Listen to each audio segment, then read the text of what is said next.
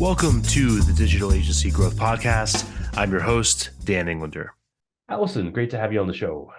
Hi, thank you so much for having me. I'm excited to chat and get into it.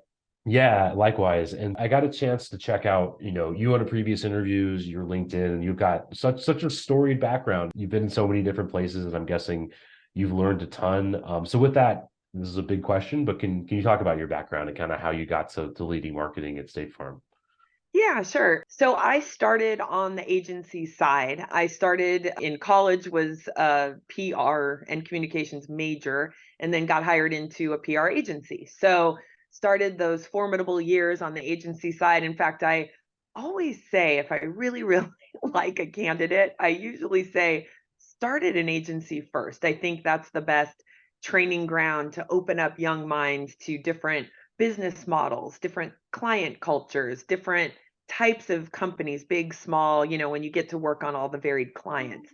I think it's such a great training ground for that early career starting and figuring out what you like yourself. So I feel fortunate that I was at two different agencies, a fairly small independent agency, and then a bigger that was in the Omnicom family agency.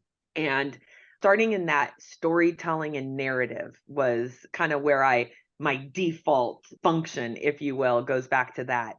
And started in Silicon Valley. I was born and raised there. My mom was a 43-year retiree from Hewlett Packard. So I only say that to say that Silicon Valley and tech was where I was at and what was buzzing all around, especially in the early 90s when I got out of college and started my career there in that tech industry on the agency side. That's great. And I think in one of your previous interviews, you talked about starting pursuing pharmacy or pursuing that path. And then in college, you described kind of going into an advertising class. You said, these are my people. Yes. What is it about marketers, advertisers that you think is compelling or interesting? I'm careful when I answer it because it's not that pharmacy students aren't my people necessarily. I loved pharmacy. I wanted to be a pharmacist, but I had been working from the age of 15 and a half through my junior year of college, actually, in pharmacy and filling prescriptions and stuff. And there was such a different vibe when I walked into that first marketing and advertising class, and influence and the ability to use copy and images and emotion to get a point across. I don't know. I had been so into organic chemistry and calculus and these sort of science things, which I love, but it spoke to me when I realized there was this industry out there. I mean, of course, I knew there was an industry out there, but it hadn't been in the forefront of my thought process that it could be for me until I walked into that class. And it was so different than anything of the 3 years that preceded it of my college education. And I just loved the vibe and the feeling of what those students were interested in the chatter and what we talked about in study groups and things. It was just very compelling to me at the time.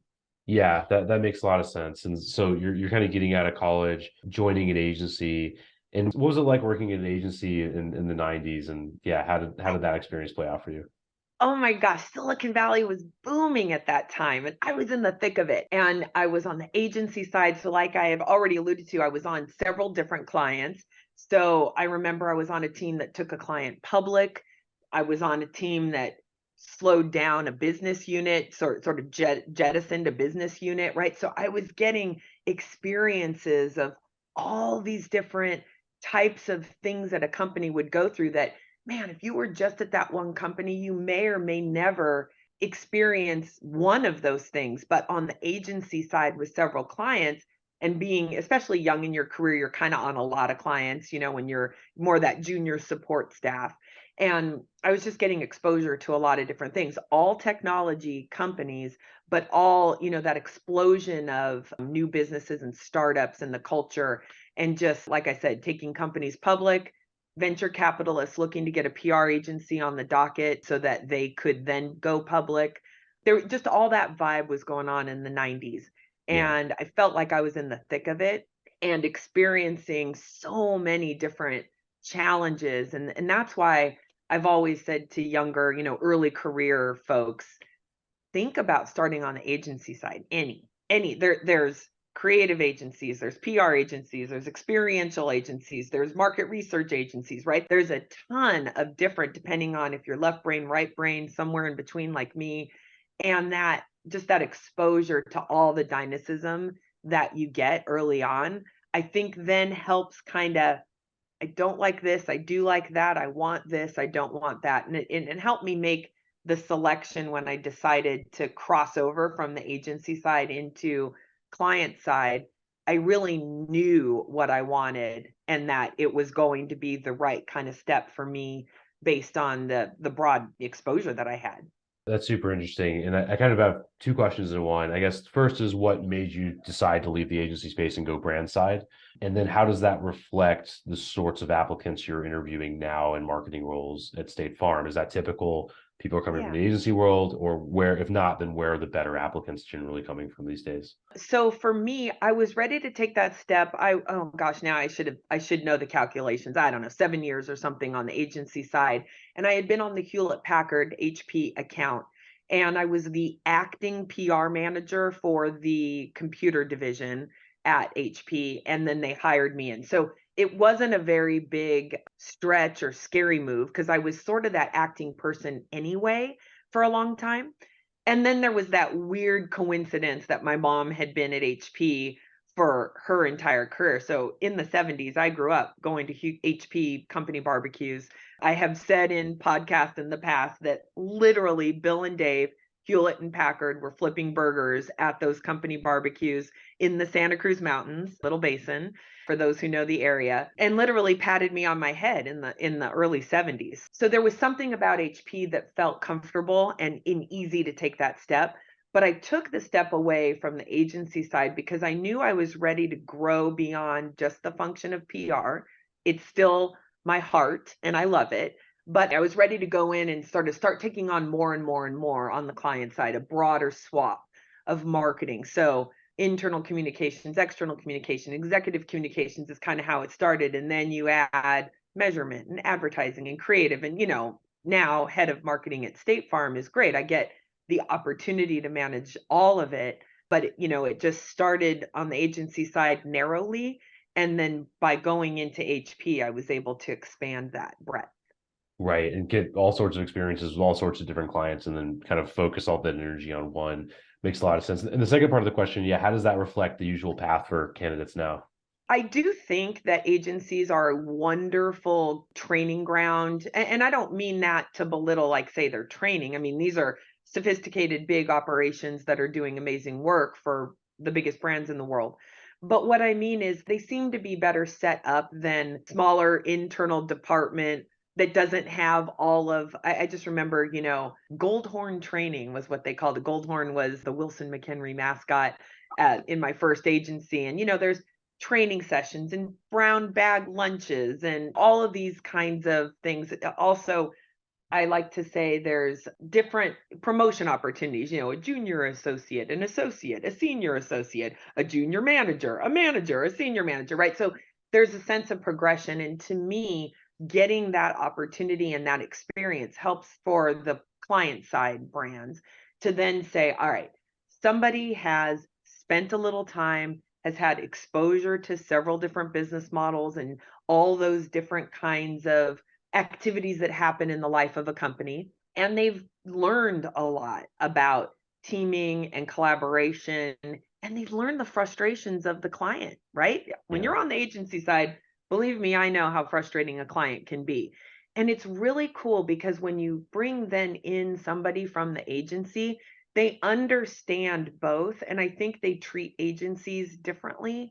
They understand, look, they're meant to bill hours. The agency is meant to push and bring an outside perspective. They know what an agency thinks and how they think. So then when they're on the client side, I think they can take that experience that they're having with their agency partner and understand it instead of be frustrating by it. Yeah. Right. So I do admit that I am excited about those candidates that come from an agency. But of course, there are an amazing group of candidates that come from small companies that have exposure across, they do everything inside the company. They are the marketing department, if you will. That's appealing. And then companies who come from really big global brands who have experience in other countries and other regions of the world, and the differences about how you think as a marketer, even if you're only marketing in the United States, having that experience of understanding the difference of marketing in China versus Argentina versus Canada is really beneficial. So you can get all of the amazing experiences no matter what the feeder is. But I do really appreciate the care and attention that agencies have for growing new talent.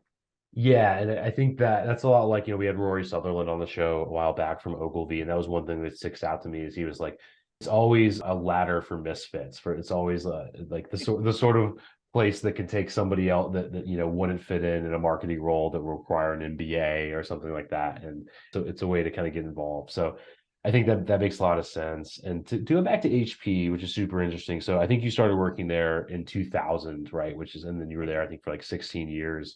What was it like to be there back then with the internet in infancy and like versus like what happened in those 16 years, I guess, which is a huge question, but Oh my gosh. And I say this with all love to Hewlett Packard, that shaped who I am as a marketer, shaped me with my family, with my mom being a 43-year retiree from the company. But a lot went down in that yeah. time that I was there. We had many CEOs. We had scandals. We had merger. Really, it was an acquisition of Compact Computer. We were ahead of the game in certain areas. I remember Carly Fiorina, when she was the CEO, I remember we had an iPac, and it was an early handheld, came from the Compact side of the acquisition house. But I remember one CES, the Consumer Electronics Show, she had a keynote, and she talked about how the iPac was, I can't remember, like the remote control for the living room, and all of like a media server in your house, and how you could manage streaming and services. And this was kind of like before any of that was even really happening. And so being in tech in Silicon Valley with these big companies that were global and were sometimes ahead of their game, and just didn't kind of lead the transition, but sometimes really hitting the transition. Digital printing is one I'd say we really caught fire on the printing side of the house, photographs, and really being there to see all of those different variations of what Hewlett Packard was. And not the least of which was the splitting of the company into two, which it is today, Hewlett Packard Enterprise and HP Inc. And me having been on both, basically all sides of the business, it was really interesting to experience all the turbulence, but also the learning that it gave me. Yeah, I can only imagine. And there's this great book, you probably know, it's kind of become like one of those classic marketing books called Crossing the Chasm, right? Which is Yes. about marketing technology. We all know this. And it seems like you'd be on like if anybody's on the forefront of that problem of trying to get from early adopters to everybody else, it would be somebody leading marketing at HP and Intel for so many years. So I guess my question is, do you have kind of like an undergirding marketing philosophy when it comes to marketing things that people don't accept yet? And what would that Yes. be? Yeah, and it's funny, and there's like a parallel with State Farm, weirdly. So I grew up in the tech industry where innovation and trying and failing, do something, just move, because on any given day, especially when I was at HP, some of the biggest global brands in the world had arrows at us. I mean, on any given day, the printer business had Kodak, Epson, Canon, etc. The PC business had Dell, IBM, Acer, etc.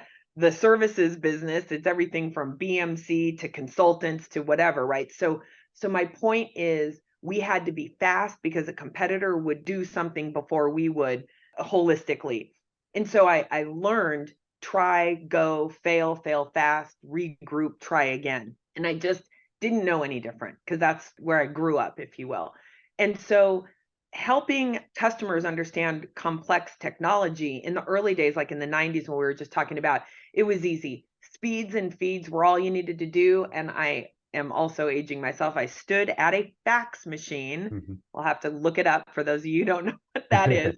But I was feeding press releases into a fax machine. And all you had to do to get press in those early days would say, the battery life is, I don't know, 30 minutes probably at the time, not 16 hours like it is today, and the amount of memory and the speed and how long does it take to boot up, right? Those were the things that could get you pressed and set you apart.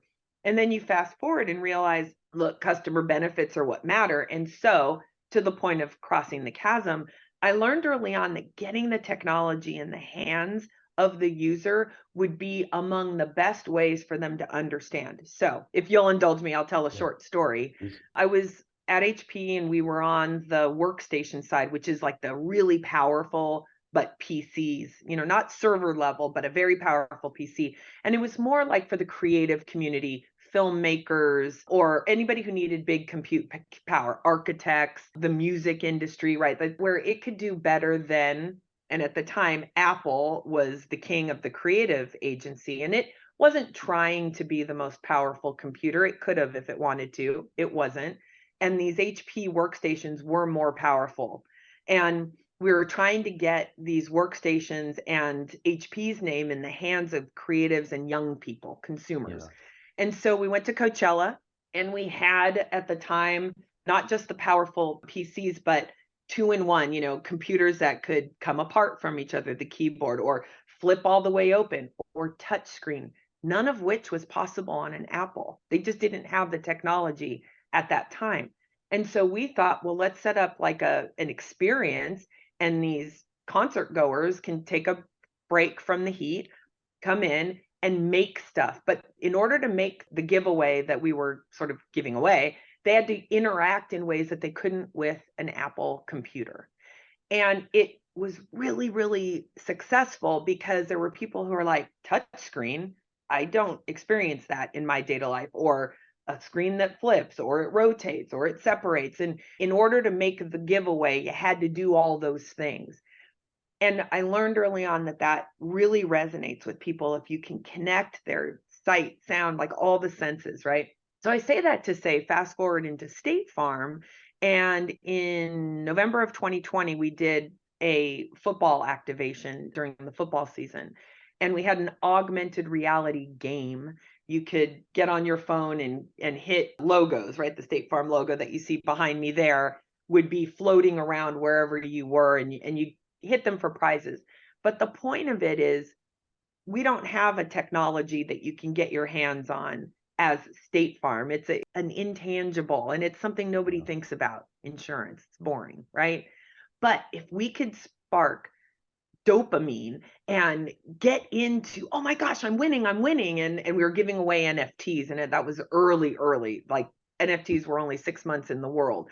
So people were excited. And again, that notion of, even if your product isn't a product, but getting your brand in the hand of your intended target and helping them experience positive feelings from it or a benefit from it, I think really, really served me well and really shaped how I think about innovation and how I evaluate programs that agencies bring to us. Let's face it, building proposals is a pain for most agencies. It drains your time and energy, and the fear of putting in all that effort only to be ghosted by prospects is real. But what if I told you there's a better way? Introducing Smart Pricing Table, the game-changing interactive proposal software designed specifically for agencies like yours. Developed by a former agency owner, their powerful tool cuts down on the back and forth, incorporates upsells seamlessly, and lets you build proposals at lightning speed. No more grinding it out and leaving money on the table. It's time to create a repeatable system where your prospects can upsell themselves. Learn more at smartpricingtable.com/DAG and schedule a demo today. Yeah, that's great. And I definitely want to get to the agency angle because that's what all the listeners are chomping at the bit to hear probably. But it's really interesting. It reminded me, we did an interview with Jin Say, who was like former CMO of Levi's. And in my head, I was thinking like, whatever, Levi's are like part of the woodwork. Like they're here, they'll always be here. It's like in the same way the sun comes up and that's that. And she corrected me and she was like, no, like the company, I don't know if she said it almost folded, but she said something to the effect of like, we would have just become relegated to nothingness like many times if we didn't make XYZ work. and so on. So I'd love to hear your perspective on that, because when I think of State Farm, I'm like, it's part of the woodwork. It's State Farm. They could just do nothing, or you could do things really well, and it'll always be there. What's your perspective on that, and how does that affect your job as a marketer? Oh, so many brands have thought that. I Yeah. am reminded of the time at HP, I kind of referenced it, of the printing photos. I remember Kodak, a 150-year-old brand. Whoever saw that coming, that they would just disappear? I mean, it's like at the time, no one was better at photography than Kodak, and they're just gone. And so any brand who believes that it has the power to just stay will, I think, be gone one day. And so we are challenged because we're in a very competitive category. Insurance in general it's really price sensitive. People shop based on price, and it's competitive, and some people value it and some don't think about it at all. And so for us, we have to think every day about creating value, who we are, what do we stand for as a company? Like a good neighbor, State Farm is there, is relevant because we make it mean something in communities across the country. And our agents, we're almost 20,000 strong, independent contractor agents who are around the country serving our brand and really serving the communities that they help protect. And so for us, if we don't think about how do we not only secure business today, helping those agents capture the demand that's in the market today, that's my job, but my job is equally helping them set up for the future, and generating future demand is equally a marketer's job. And so that's why you see our brand in places like the gaming category or music or sports or whatever, is so that we're not only relevant to sort of a demographic today, but we're relevant in keeping our brand front and center for the younger audiences. And I think Jake from State Farm plays a big role in that too. Yeah, that's interesting. And your background is compelling because you came from Silicon Valley, you're from California originally. So disruption is something that you're used to and that you know about. How does that affect your job as a marketer? Like what keeps you up at night in terms of like State Farm getting disrupted, if anything? Yeah, a lot actually. So it was really important to me back in early 2020 when the metaverse was a bigger conversation than it is today. And we can talk about that too. But our 100th anniversary was sort of coming up. And it was last year in 2022. And so in 2020, we were thinking about the metaverse. We are playing around. The avatar, the character Jake from State Farm had already been the first non-playable character in NBA 2K. So while that wasn't the metaverse, we had this sort of representation of our brand in a gaming environment. And we'd been learning a lot from it. But as we got closer and closer to our 100th anniversary, it was important to me that we were seen not as an old stodgy brand. So on that day in June, we launched our presence in the metaverse. And I'm sure it comes from my Silicon Valley disruption background. I'm sure that's why it just really mattered to me that we took that leap and that we got into that space as a first mover for sure in our category. But even as a very early mover, even for the tech industry, and to meaningfully show up in ways. So we partnered with iHeart. We have State Farm Stadium on Roblox and in Fortnite. We have State Farm Neighborhood as well. Jake is in the metaverse. So we have kind of like the equivalent of what we have in real life of stadium naming rights, as well as interacting with this avatar figure, Jake from State Farm, similar to what we were doing in NBA 2K. And so that we could authentically be there. This wasn't for the first time. We had already had learnings. We knew what to do and what not to do to make that experience for the interactions in the gaming or in the metaverse world authentic and meaningful to the people who were engaging with us. And it really mattered to me that we tried it. And I'm really, really proud of us for doing that. And similarly, we were thinking about, of course, AI and Chat GPT and Dolly, images and words and what does it mean for our industry. And so we're doing a lot behind the scenes, in front of the scenes, to just think about the new technologies, working with our agency partners to think about what do we need to bring to life to test and learn. Right. That makes a lot of sense. And with that in mind, Can you talk about how you source agencies and just like where you think they provide the most value, and also maybe how that's changed, right? Because you've started an agency in the '90s, HP, other companies over the years, Intel. Yeah, I'll leave it at that.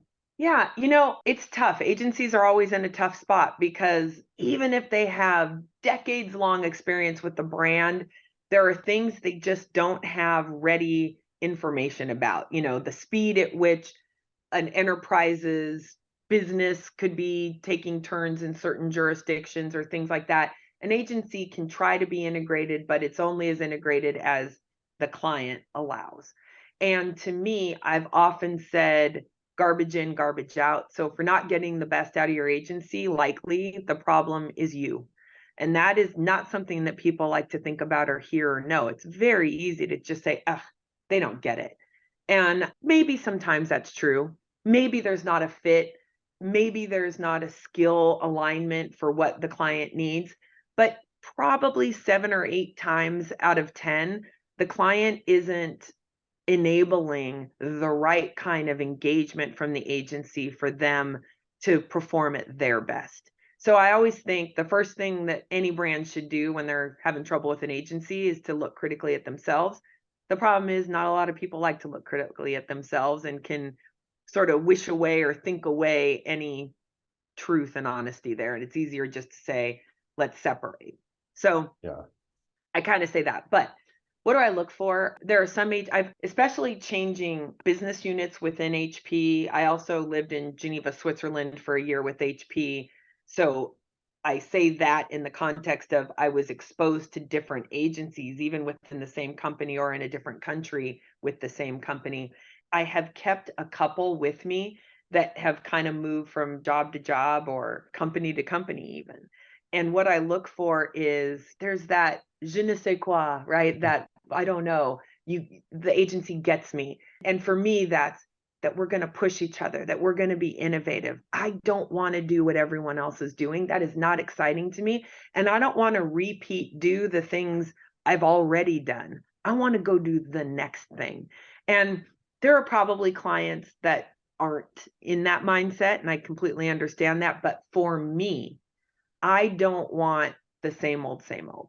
Yeah. And looking at someone who can match my passion and energy for new and innovative and taking a risk, calculated, of course, reasonable risk, is really, really important. Yeah, that's interesting. And I guess like how has that affected the way that you engage agencies? Like, do you have like kind of like this gang of companies or friends that you'll take with you and engage? How often are you looking for new agencies doing new things? Are you hiring dozens or just a few over the course of your career in any given place? Like, how are you kind of thinking about it?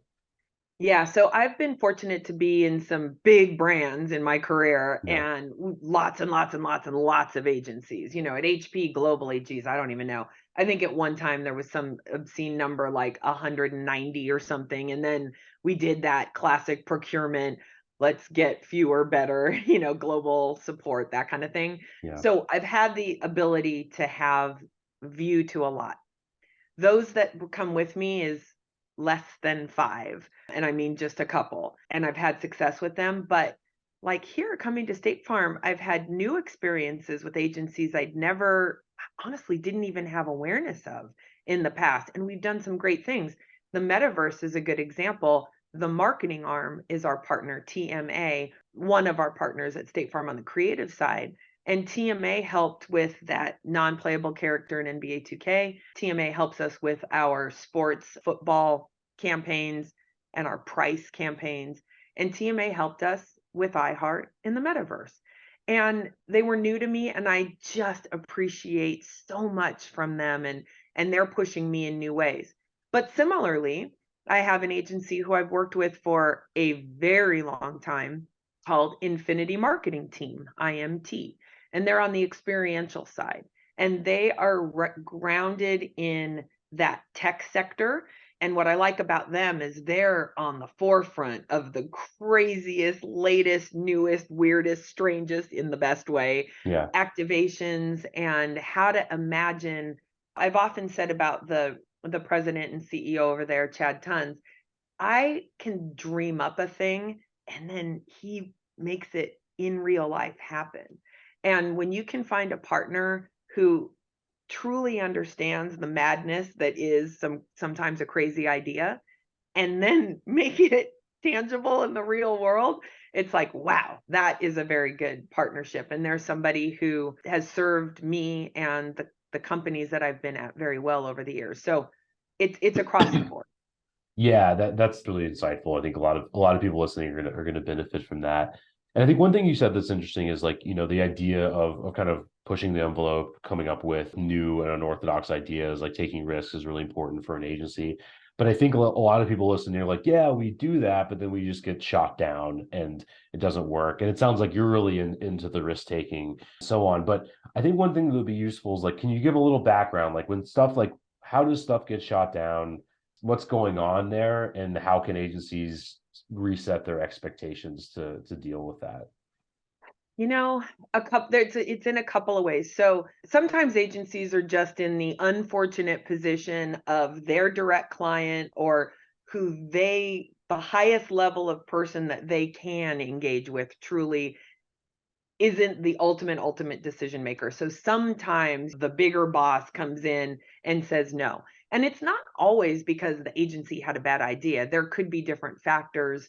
Like, for instance, we this year, this Super Bowl, we opted not to do a proper television commercial. And we did have several proper, what you would think of as a Super Bowl television ad.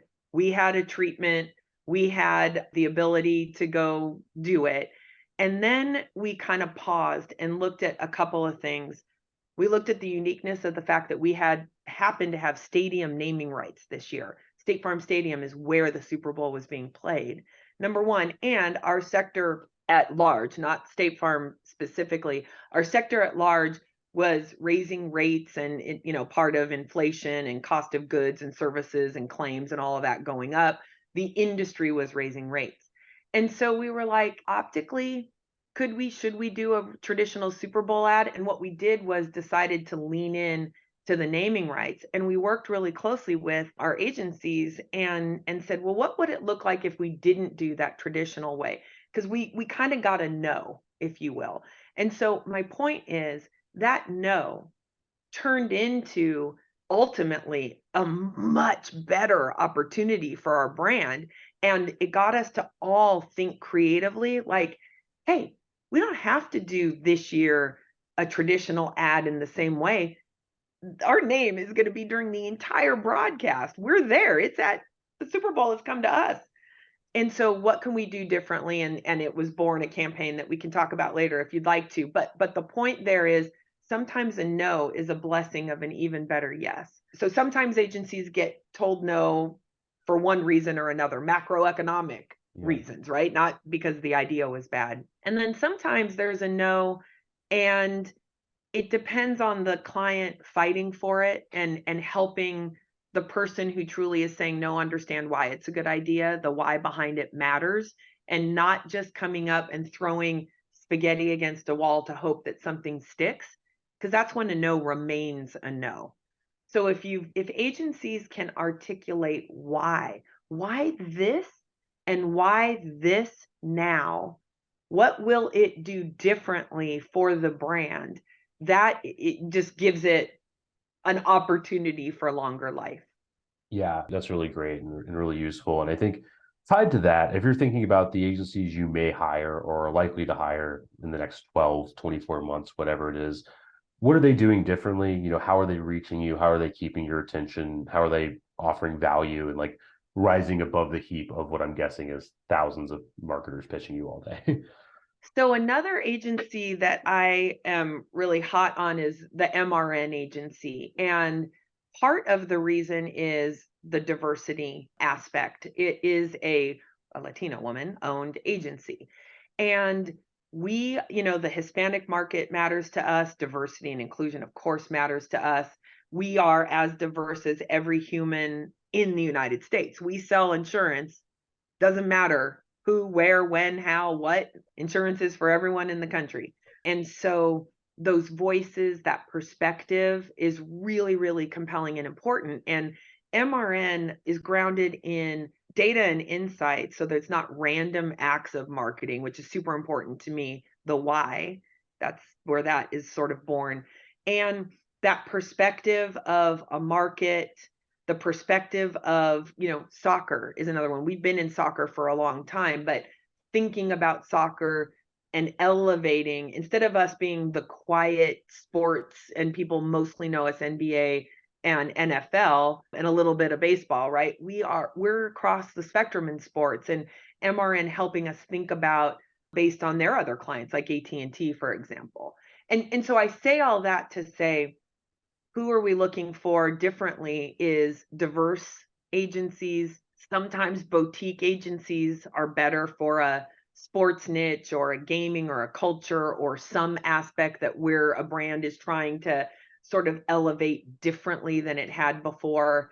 Also, the perspective of keeping the business of what we do running with our current set of agencies and not upsetting the apple cart there of what's working well. So those are just, that might have been all over the place, but literally that's all the things in my mind as I think about the stable of agency partners that we currently have and that we're looking to bring on. That makes sense. And I guess with that, what are the areas that you found harder to source, right, in terms of agency talent or whether or maybe even hiring that role in-house? Like what are the areas that's like, oh crap, we need to fill this need, if anything comes to mind? Yeah, we're in a tough industry. It's competitive. How many ways can you talk about insurance that's Yeah. interesting and compelling that all of our competitors aren't doing too? And so sometimes we have to have the right expectations. Like I said, sometimes when an agency isn't doing well, the problem is the client sometimes. And so sometimes we're wanting to catch lightning in a bottle over and over and over again.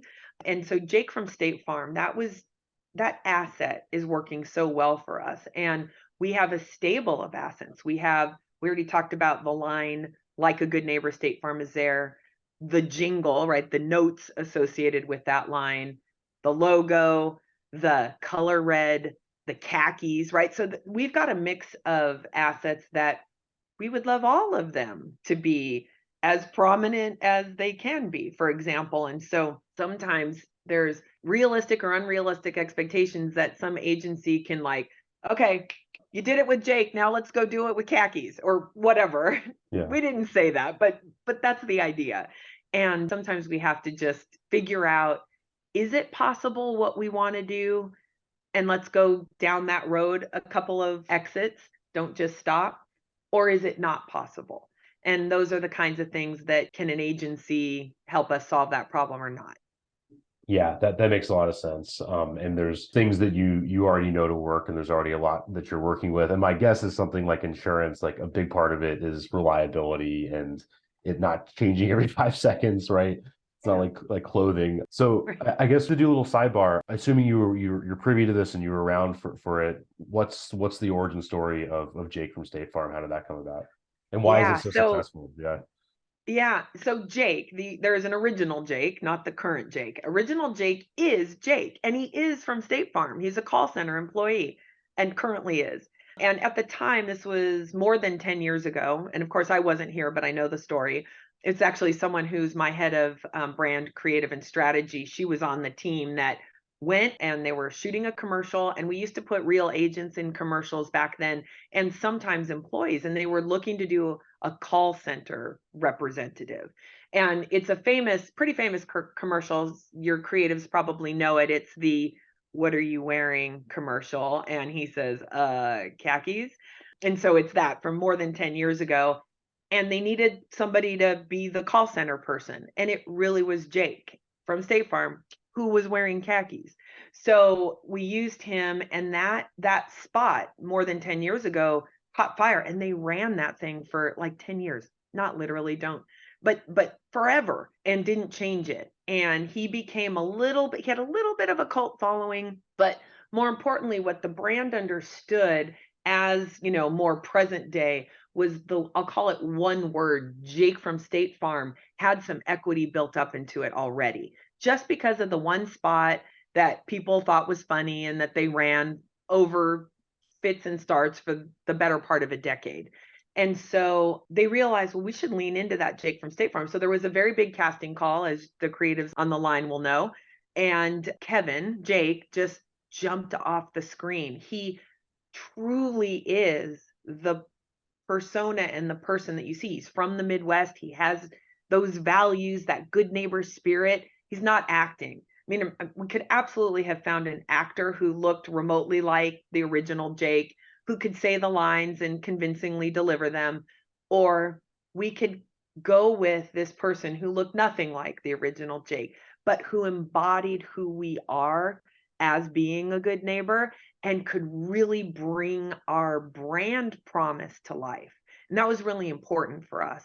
So he's not, how we use him, he doesn't hawk insurance. He doesn't sell insurance. That character doesn't do that. But that character can show up virtually or in real life in places that a cartoon or a caricature couldn't. And 1 week apart, last year we were at TwitchCon and 1 week later at BravoCon.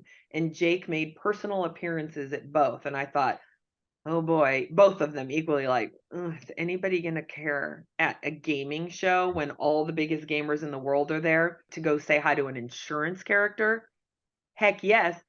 The line was 45 minutes long to go take a picture with Jake. And then I thought, okay, well then surely at BravoCon, that's a completely different demographic and a completely different audience. Oh, sure enough, 50-year-old women were lining up to go meet Jake from State Farm. And I say that jokingly, but really the asset has scaled. And I believe it's because it's the personification of who we are more than a character who's reciting lines. Yeah, and I think, and I mean this in a good way, but I also think the genericness of that character is something people can empathize with. It reminds them of their friend or of themselves. And Scott Adams controversies aside, that was like the intention of Dilbert, was it just to be a Right. weird name, generic character, somebody that I know and see every day and everything Yeah. like that. So maybe there's some of that going on as Yeah. well. Yeah, and I guess kind of getting towards the end of our time. What are you working on now? Like what's exciting to you and so on. I'm really excited about gaming. So, in that category of generating future demand and sort of putting Jake from State Farm into places authentically where we have a brand have been, Gamerhood 2 starts in June. It's every Thursday on Twitch and YouTube for the month of June. And we have some of the biggest names in gaming and gaming content creators, 8, by the way, who are playing this year in teams of 2. Last year, all 8, they were different players and they were playing solo. So this year, teams of 2. And I'm really excited because it's all things gaming. Players who are watching can play in real time and win trivia, win prizes in real time. Jake is there. Yard games and fun little antics happen, and a couple of insurable moments go on, little mini catastrophes that go on in the gamerhood that the players have to cope with while they're gaming. So we're really excited. It was very successful season 1, which was last June. And I'm really, really excited to roll it out bigger and better than ever on June 1st, Thursday, June 1st, and excited about that. And equally excited about our spot in sports. We really value our role in supporting sports and women's sports. We've been doing that for decades, kind of quietly. And so we're excited about, we're shooting our upcoming sports campaigns. We always do that in the summer.